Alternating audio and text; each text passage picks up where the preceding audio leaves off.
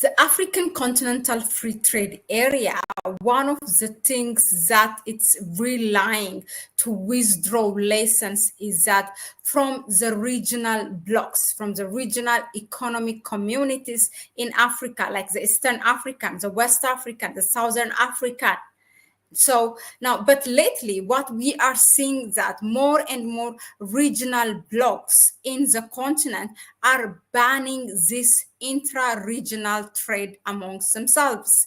We have seen this the recent saga of the Eastern African community, Kenya banning dairy products from Uganda, Tanzania banning dairy products from Kenya and vice versa. But today our focus is that to to the Southern Africa, in which Botswana and Namibia have banned imports of vegetables and citrus from South Africa.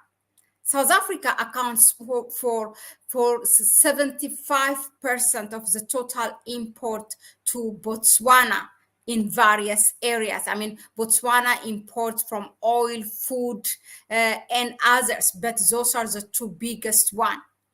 But Botswana, in the name of protecting its own business people, they have extended the ban of vegetables and citrus from South Africa till 2025.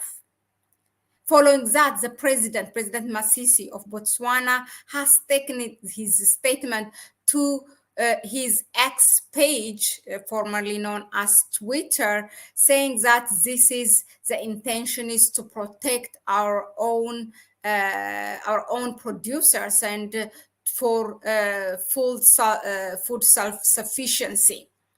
But the thing is that there's a binding agreement amongst the Southern African community or customs community, customs union that that forces the member countries to open their borders for trade. And this, what Botswana and Namibia did, is that against that binding agreement. Here is the article that came out, the ban on South African citrus and vegetables by Namibia and Botswana. It sparks debate. Namibia and Botswana have imposed a ban on South African citrus and vegetables, extending it until 2025. The decision aims to encourage local production and reduce reliance on South African imports, which are significant due to South Africa's status as a major food supplier, not only in the region, but also in the continent as a whole. South Africa's agricultural exports in 2023 amounted to $13.2 billion within the African continent. That is representing 40% of this figure. So both Botswana and Namibia are part of the Southern African Customs Union, which promotes free trade, making the ban controversial in terms of this customs union trade deals amongst the member states in Southern Africa. President Masisi of Botswana said on his X page, Twitter, that the ban is intended to bolster local farmers and economy by promoting self-sufficiency.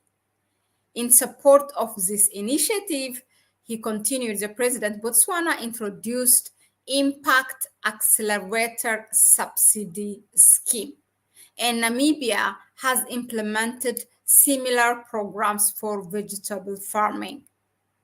Critics, however, argue that these bans conflict with the principles of the Southern African Customs Union and could disrupt the regional value chain and economic stability. Agricultural economists express concerns over the financial impact on Southern African farmers and the potential increase in prices for consumers in Botswana and Namibia due to restricted trade. The senior agricultural economist said he described the move as protectionist, highlighting that it disrupts market mechanisms and could hinder intra-Africa trade integration efforts. He emphasized the need for engagement and mediation over retaliation and stressed the importance of communication between Southern African countries to ensure the stability of agricultural sector. It's also following this that the new agricultural minister of South Africa, who is from the DA party, said that we need to, like South Africa has to engage with Namibia and Botswana to dialogue.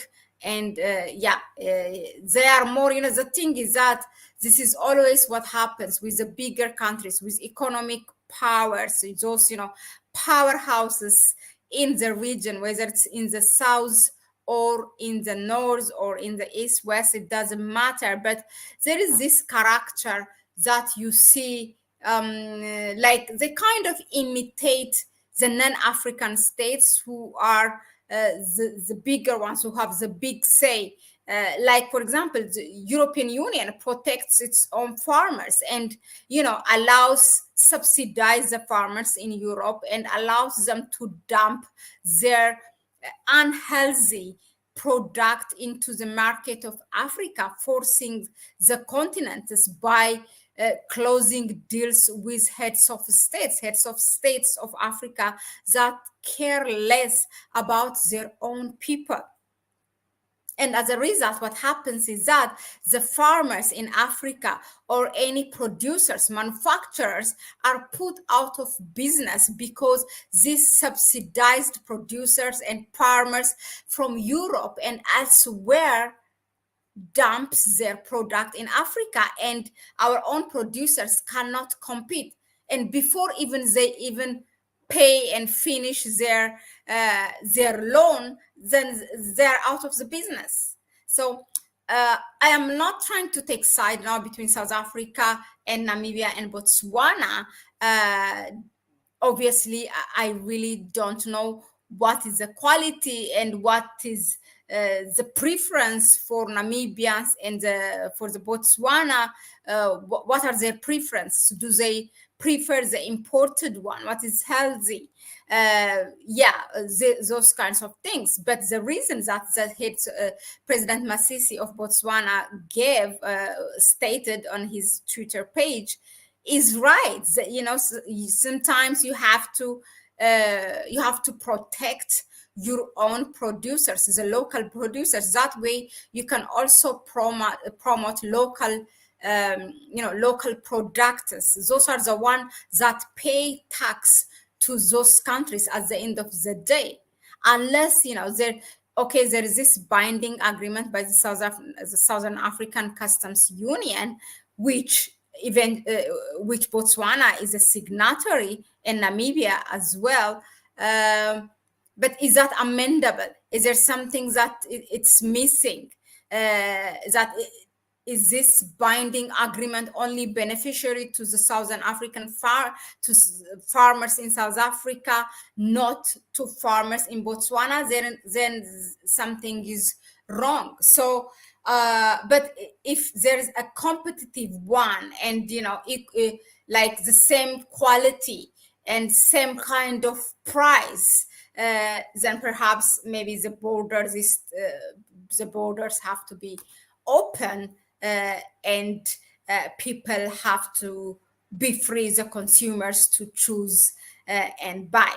In any case, it should be all in the best interest, since they are the one who are consumers, in the best interest of the people in Botswana and the people in Namibia. In any case, if you have more information, if you are from those countries, let us know. If you are all an expertise in this area, please let us know in the comment section and share your view, and we might take this topic further, and adding your inputs and expertise into this. So let us know in the comment section. Please subscribe to the channel if you haven't done that so far. Give it a like and share the video with others. You may please support us through our PayPal account. That will help us to be here more often and bring you the news and analysis, more than what we do now. Like it can be, more times per day. So that was it for now, but I will see you on the next one. So stay tuned. Bye bye.